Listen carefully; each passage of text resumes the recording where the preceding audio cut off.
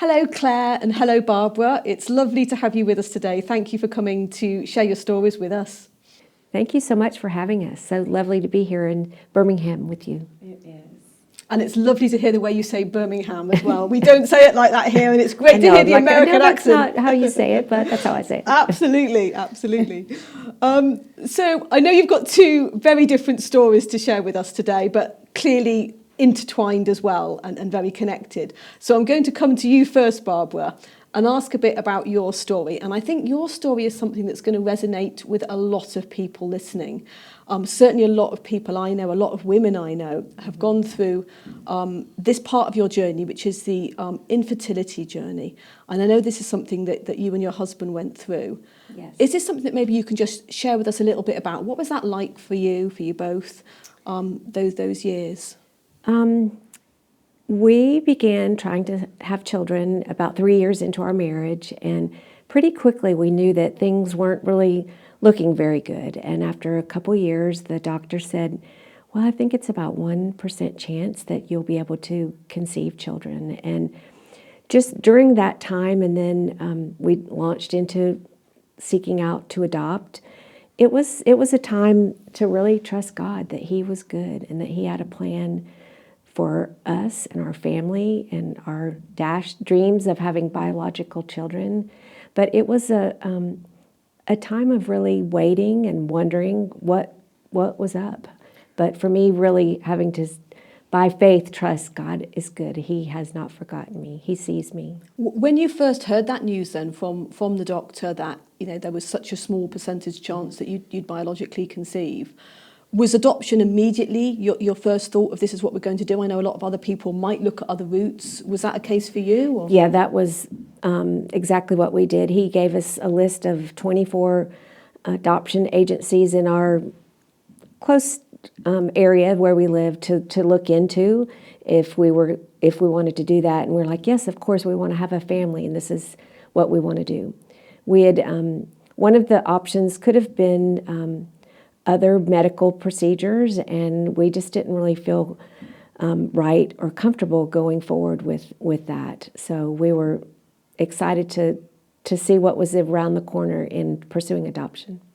Now, I know you've ended up adopting two children. Yes. But it was a different situation for each, wasn't it? One was, am I right in thinking one was a closed adoption and one was an open adoption? Yes. Can you just talk us through what the difference is for people who aren't familiar with those terms? Yes, when we landed on the place we wanted to adopt, we had to decide, do we want closed or open? And we didn't really know much about that because we hadn't been informed. And as we read and mainly just read and talked to some people, we felt comfortable with closed. We thought, for us, we felt like that would be the best route, and hopefully letting our children know what the story was, but at some point later feeling more comfortable with them meeting each other. But we did go into it knowing this is a triangle, adoption triangle of a biological mother, adoptive mother, and the baby. And so we really knew that would be important for our children, whoever God gave us, to possibly meet their biological mother if that opportunity happened. And so we felt good about that. And the agency where we adopted Claire was closed. And then as we were waiting to adopt another baby, we got a call from a friend that had a baby that we could adopt. And so God just plopped our second child into our lives. And so we kind of had both experiences. I'm going to bring you into this then, Claire, because clearly this is where your story begins. Now, obviously, you're not going to remember the very start of your adoption journey, but what was it like for you growing up? Were you always aware that you were adopted, and was that something that you viewed in a positive or a negative way, or just simply part of your life story? Yeah, I always knew I was adopted. I don't actually remember finding out that I was adopted, even though my adoption was closed, and so that means that I wouldn't have the opportunity to search for my birth mother or meet my birth mother until I was 18. I always knew her name, and I always knew that I was adopted and that she gave me my life and my family, and we were so grateful for that. That was something that was open conversation for us because me and my sister were both adopted. We had separate birth mothers. I had a closed adoption. My sister had an open adoption, but adoption was our normal. And so, people ask me all the time, like, was that a good experience? Well, I didn't know any other experience. And so for me, adoption was our normal, adoption was celebrated, and it was very, very positive in our home. Obviously, then at some point you decided you wanted to go looking for your birth mother. What prompted that? I did. My sister had actually met her birth mother. My sister's a couple years younger than me. She had the open adoption, and so it just happened that they were visiting the state that my sister's birth mother was in, and she met her birth mother. And then I had the opportunity to meet her birth mother. And it really just made me think about my birth mother. Like, I thought, oh my gosh, if my sister's birth mother is so much like her, and if I can recognize the sacrifice that my sister's birth mother made for her, I should do that for my own birth mother. And so I made the choice after meeting my sister's birth mother and thanking her for giving me my sister, because I can't imagine my life without my sister Rachel. I made the choice to go home and open up the conversation with my family about possibly reaching out to meet my birth mother. But that would mean we call my adoption agency, and my birth mother would hopefully be found, but also she would be given the choice, because my adoption was closed, she would be given the choice of whether or not to meet me. And so I went home and we had the conversation. We were all excited about the possibility of meeting my birth mother, Tanya, and we called my adoption agency on the phone. My birth mother's caseworker actually answered the phone. She was working there 21 years later. I was 21 wow. at this point. 21 years later, she was still working there. She said, I know who your birth mother is. I haven't kept in touch with her, but I will try. I want you to know that your birth mother was very young, but she loved you so much. And so it was actually just a couple months later that I got the call from my birth mother's caseworker, and she said, Claire, I found your birth mother, and she would love to meet you. Barbara, were you at all worried when this was happening? Did you sort of think, oh, what if things don't turn out as we hope? Or were you just quite excited? I was excited. It never crossed my mind. Yeah. Because from the beginning, like I said, I knew that for someone that's adopted, to know their biological heritage is such a gift and answer a lot of questions.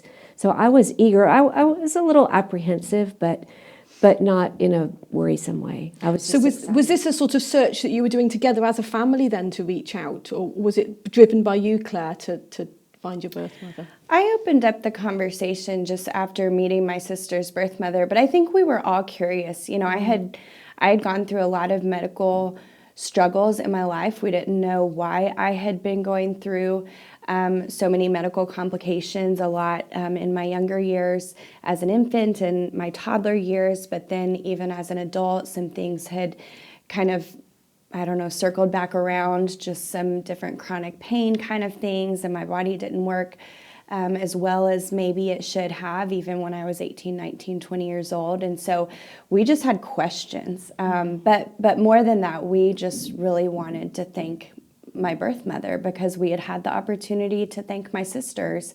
And so we wanted to thank mine too. So tell me about that first meeting then. What was it like? What happened? It was great. I was so nervous. I guess you were so nervous too. I mean, we planned everything from what we would wear to what we would eat to the pictures we brought to show her of the past 21 years of my life. I had just turned 21 a couple weeks before that, and I had connected with her on the phone within those weeks leading up to our meeting since I got the call from my adoption agency. And so I knew little things about her, but nothing can replace that first meeting. And so I remember opening the door and seeing her and seeing how much we looked alike. And we're both about 5 foot nothing. And we have the same, it's so funny, we have the same demeanor. I was actually studying to be a nurse at the time, and she's a nurse. And so we just had all these things in common, which is so crazy because we'd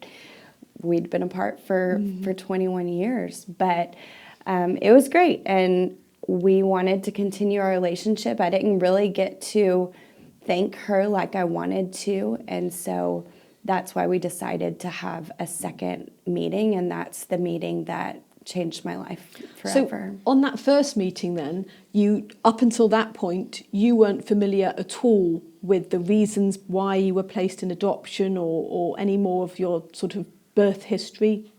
I was not. We did not ask her any medical questions. I mean, we were just so excited to meet her, and we didn't want to overwhelm her. This was a hard thing for her to see me after 21 years. We all recognized that. My birth mother was 13 when she was pregnant with me, and so she really isn't that much older than me, but it was still fresh for her. We could tell that it took her back, 21 years ago to what she experienced as a 13 and 14-year-old little girl, one of the most traumatizing things that she's ever been through. And so even without knowing what caused some of my physical complications, this was a big moment, and we didn't want to take away from that. I feel I should just say, Barbara, that this is like a testament to how you brought up Claire, and to you as a person, Claire, that in a way what was prompting you to want to reach out was this spirit of gratitude in wanting to thank your birth mother. More than any sort of curiosity or having questions answers, it's that you wanted to thank her. And I think that's just such a beautiful overflowing from what's in your heart and what your family values must have been to make that be that initial kind of prompting, really.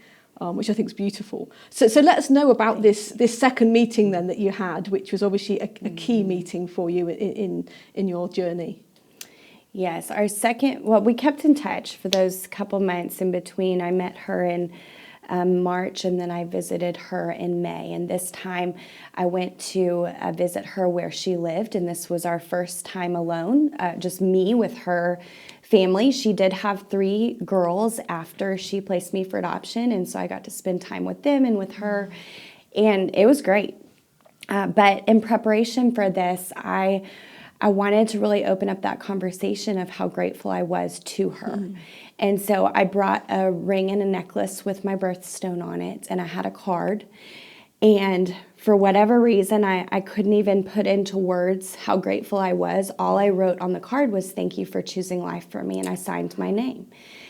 And I got there that day, and I gave her the ring and the necklace and the card. And it's crazy because we just found some pictures at home. I haven't seen them since that day, but she opened this card and she read the words on the card, and she just wept, and she just kept apologizing to me, and she just kept saying something that didn't make any sense to me at the time. She said, "Claire, I'm so sorry. I didn't choose life for you. Your life is a miracle." And she just kept saying that. And then she said, we need to talk. And she took me away from her family, away from the room that we were in her home.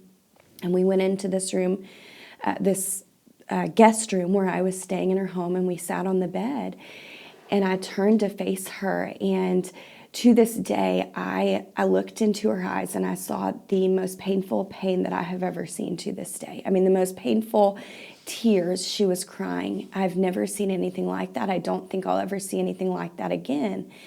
And it was because she, while she was pregnant with me at 13, she had an abortion. And she told me about her experience of being pregnant at 13 and her mother telling her that there was only one choice for her, and that was to have an abortion. And my birth mother being alone in a room surrounded by a doctor and some nurses, and nobody speaking to her as this abortion. It was a D&E, which is a dismemberment abortion. It literally tears the baby's body apart limb by limb.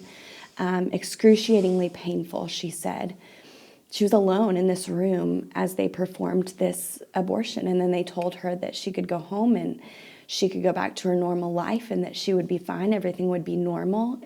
But she said that it wasn't. And she went back to that doctor a few weeks later because she realized things weren't right. Her belly was still growing. And she said that they explained to her that she had been pregnant with twins and that they had accidentally missed my body when they successfully aborted my twin. And as if that wasn't enough, that trauma for my birth mother, they said, what would you like to do? And her mother, who made this choice for her, said, we want a second abortion. My daughter is still 13, not ready to be a mother. And they said, well, we can't do that here. The law prevents us here in this state from doing that, but you can go to this other state and have this second late-term abortion, an even later-term abortion than the first one that she had. And so my birth mother was actually driven to Kansas, was ready to have this second abortion procedure. And these doctors who did these late-term abortions looked at her, examined her, and said that they couldn't do it. Miraculously, they couldn't do it. This is the only reason I am sitting here alive today, is because during the first abortion, they had ripped the amniotic sac that I was in with the abortion instruments, and it was too dangerous for my birth mother to have that second abortion. And so that's when she was sent back to the state that she lived. She was dropped off at that adoption agency, and she lived there until I was born, and I was born at 30 weeks. I weighed 3 pounds, 2 ounces. I weighed 3 pounds, 2 ounces. My birth mother delivered me alone again, with a doctor and nurses. And then she placed me for adoption. When I was born, I had a dislocated hip and I had club feet. And these were some of the medical complications that we wondered about my whole life. I was actually a patient at the Children's Crippled Hospital in Texas for many of my younger years, and then I had some chronic pain issues in my adult years. And so those were some of the questions that were answered as my birth mother shared this news with me. And so that was helpful, but it was also the most shocking moment of my life, because I recognized, wow, I'm the type of person who's been impacted by abortion, but also my birth mother who needed somebody to walk alongside her in her most vulnerable being 13, I can't even imagine being 13 and pregnant and scared and alone and being told there's only one choice for you, and that being painful and so hard.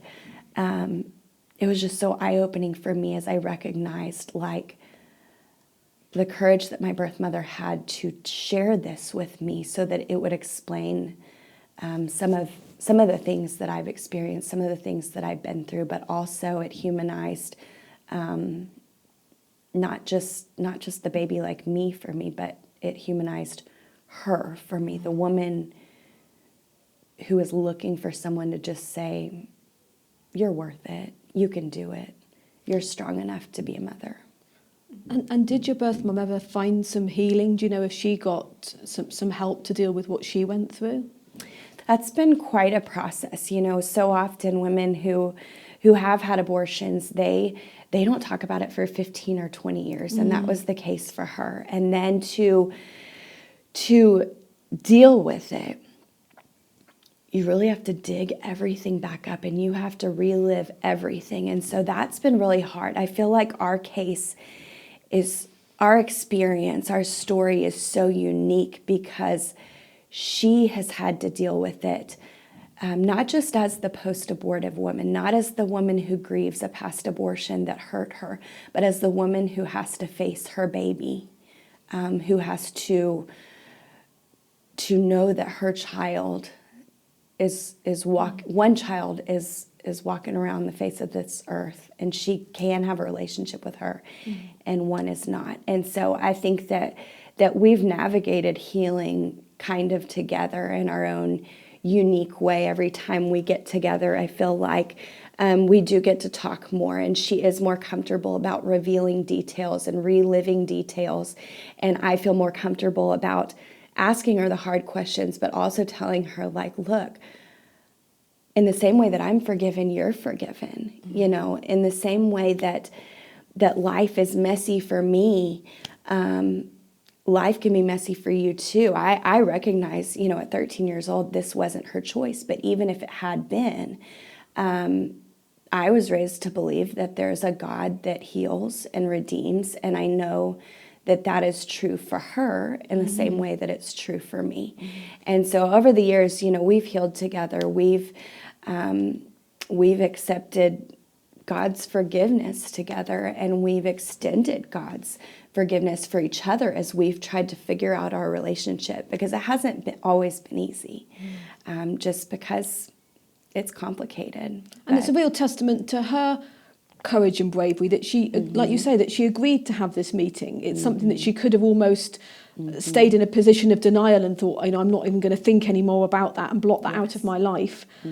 But she was open to, you know, confronting maybe the difficulties of her past, and things that maybe she might not have been pleased about. And I think that's a testament to her courage, really, particularly something that she did at such a young age and under such incredible pressure. It is. I'm so very proud of her. I know that her even allowing me to share this with you today and across the world, I asked her permission very shortly after I met her. I said, hey, I'm in the right place at the right time with the right people. People are encouraging me to share this. They believe truly that my humanity can expose the humanity of the unborn child. But not only that, her story of feeling alone and desperate and telling me, Claire, I wish somebody would have just helped me know that I could be a mother. Those are words that she said to me very quickly after. I wish somebody had just said, hey, you can do it. There are resources available for you. There is hope for you. This is not the end of the world. In fact, this is a gift. Every life is a gift. Every child is a gift. And you can chase your dreams and be a mother. These are all things that are possible for you. None of those things were said to her. And so it's been really neat. Yeah, I mean, it really resonates with me what you're saying. I know, you know, for many years I've gone outside abortion centres talking to women who are you know, have appointments there, and many's the time I've seen young teenage girls going into abortion centres, sometimes being frog marched by their parents. I remember one 14-year-old girl talking to her, and she'd come there because her mother had told her to leave the house, had made the appointment at the abortion centre and said, you know, don't come back until you've had the abortion. You know, so I've witnessed myself sometimes those extreme situations of pressure that teenagers can be put under, where no one's actually saying, what do you want? Or you can, there is another option, you can continue your pregnancy if you want. So I think, you know, we can't underestimate that the pressure that young people particularly can be put under of what's almost presumed that they might want or what's best for them by other people. I mean, this is your story too then, Barbara, which, you know, sometimes people can think abortion is just about a woman and what she wants to do, or, you know, we realise actually it's much, much broader than that. And obviously the pro-life movement particularly is opening up the kind of wounds of abortion, how it can affect women, it can affect men, it affects directly the person having the abortion, but it can affect the wider family too. How did you feel when you first found out, you know, Claire's biological story? And I felt so much compassion for her too, like Claire has mentioned, and I think it was really just mind-boggling to even think of just the heartache that she had experienced those 21 years.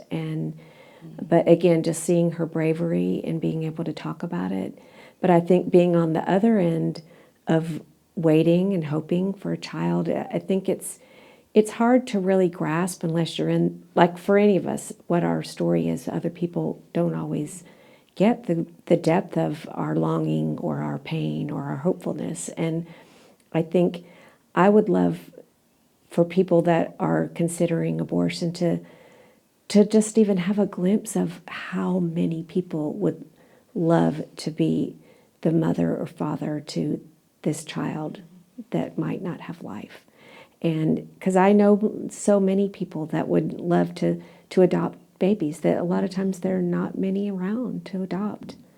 But yeah, I know your infertility story is also a kind of journey of continuing faith. Yeah. And to see that kind of beauty of God's plan, that whilst things might not have worked out as you had initially kind of presumed they would, as most girls think, oh, I'll grow up, get married, biologically conceive my own children, maybe that didn't work out as you planned, but God already had a plan of a child or children that he was going to bring to you. Right. Well, and even we kidded when we first brought her home, and then when we brought our next daughter home too, it's like we just felt so grateful, like we loved this baby more than anybody's ever loved a baby ever before, and with our next daughter too.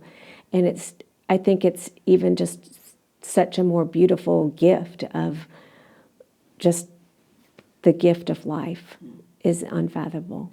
And we rejoiced greatly. We kept our sign up out the front door for a month when people would take it down. So I've spoken to quite a few people before, Claire, who have lost siblings to abortion, but not so many who've lost a twin to abortion.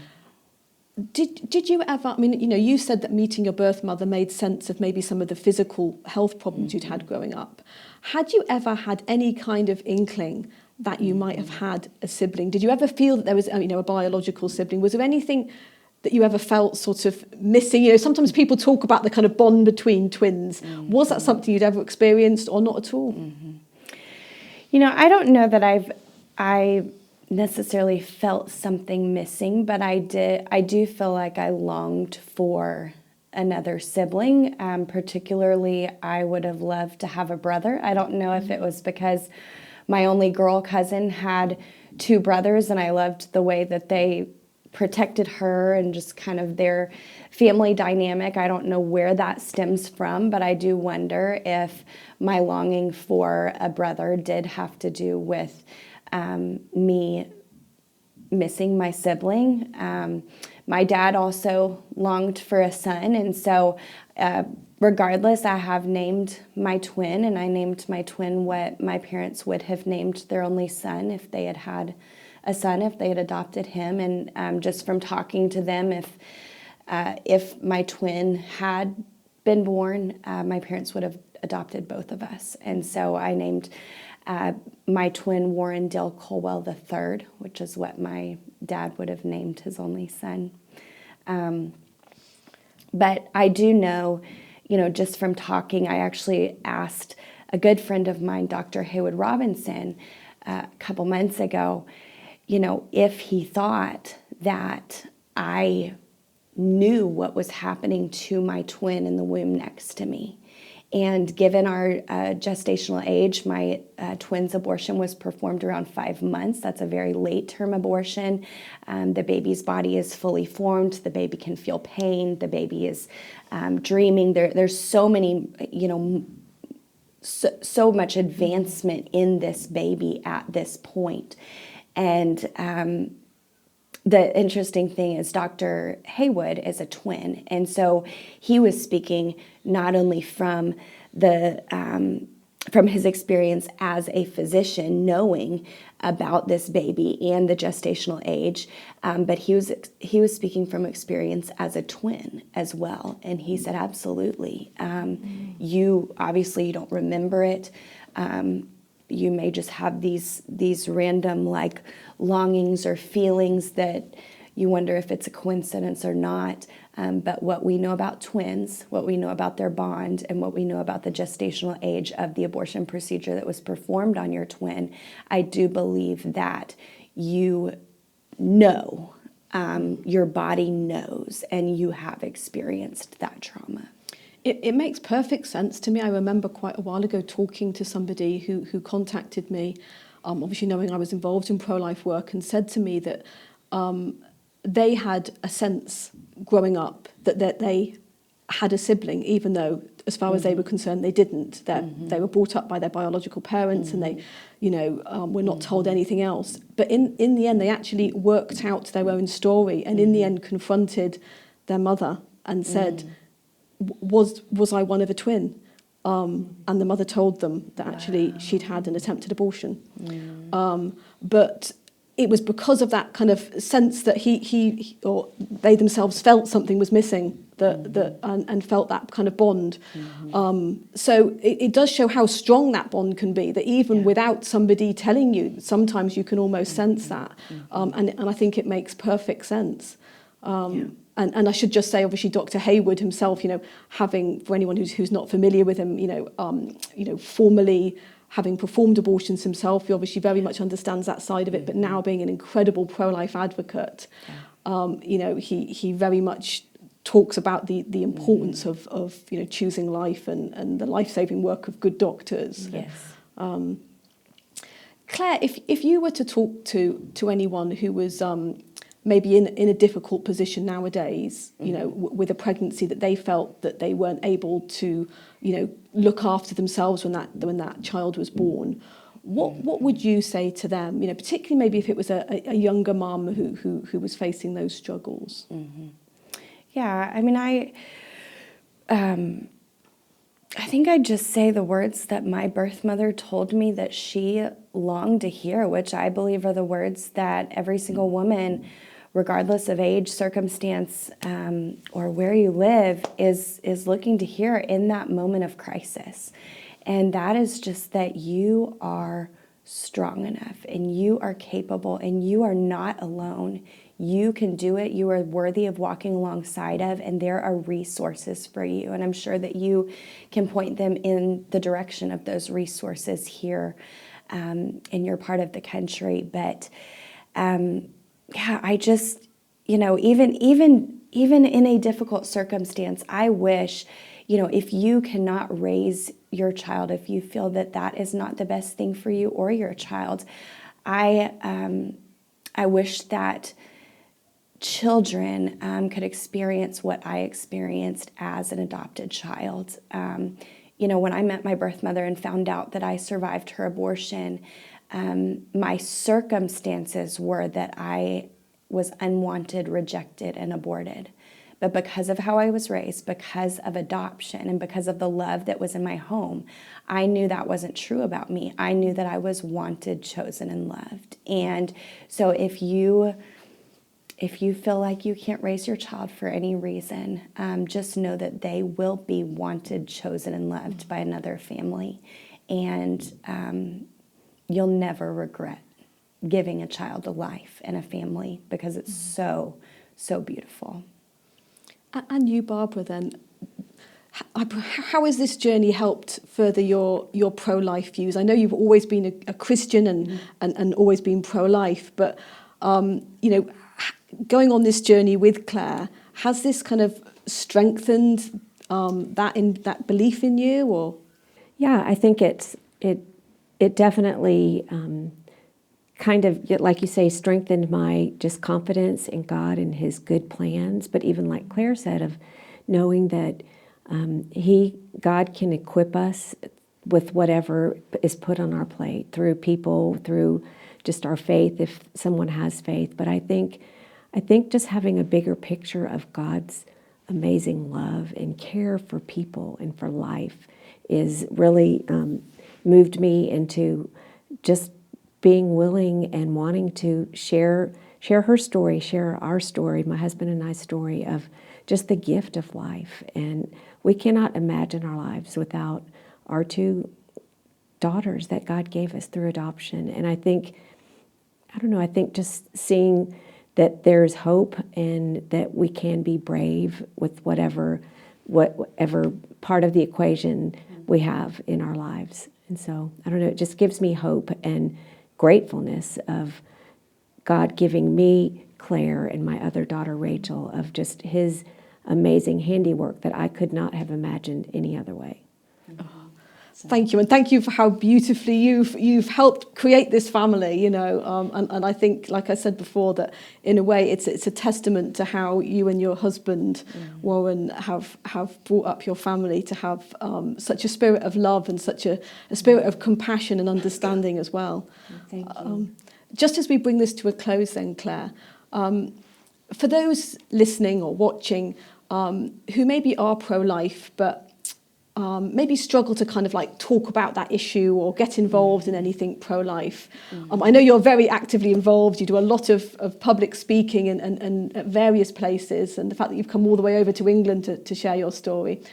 Everyone might not have a story like that to share, but what would you say to people who maybe, feel that it's not enough just to say they're pro-life to themselves? What else could they be doing and why?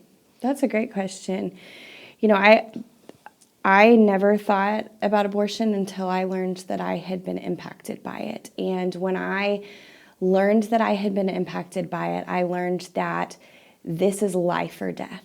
And I learned that my willingness to get uncomfortable, my willingness to speak out, my willingness to do something is literally life or death for a child like me, a child like my twin, but beyond that, it is life or death for children like mine who wouldn't have a mother, who wouldn't be here if I hadn't survived my birth mother's abortion. And so there's this generational impact that you don't think about. But this is part of the reason I share my story, is so that people will be able to recognize this generational impact and the humanity of the unborn, and that if we can dehumanize our unborn children, we can dehumanize anyone and anything. And so I would just encourage people, I am 100% an introvert. I don't like controversy. I asked God, I said, please don't make me get uncomfortable. Please find somebody else to do this, because I really just thought there's no way God could use me in this way. But he called the most unlikely of persons, because he knew for me to be able to talk about these things, I would have to surrender to him and allow him to speak through me. And so I think if you're watching today and you're wondering, can God use somebody like me? Does my voice matter even if I don't have a story? The answer is absolutely yes. And it's going to take every single one of us to create a culture of life, a culture that values women and children and families, so that other families and especially other generations don't have to experience the devastation of abortion like my family has, like my birth mother and my twin have. Because every day our reality, we wake up and it's the same. Every day I wake up and I'm still an abortion survivor. Every day my birth mother wakes up, and even if she's healed some, she still has that pain. But it does not have to be that way for the future of our children, for the future of the next generation and next generation to come. And it will only change if we're willing to get uncomfortable, if we're willing to just say the hard things, but say it with love, say it with grace, say it with truth, stand in the gap for women, do everything that we can to support organizations that are life affirming and creating a culture of life, and encourage those with great influence and with great abilities to change the culture and to stand for truth and life. It's life or death. For someone who finds it hard to speak out, Claire, you do so beautifully. So thank you so much for coming to share your story. And thank you, Barbara. It's been an absolute honour to talk to you both. Thank you so much. Thank you for having us.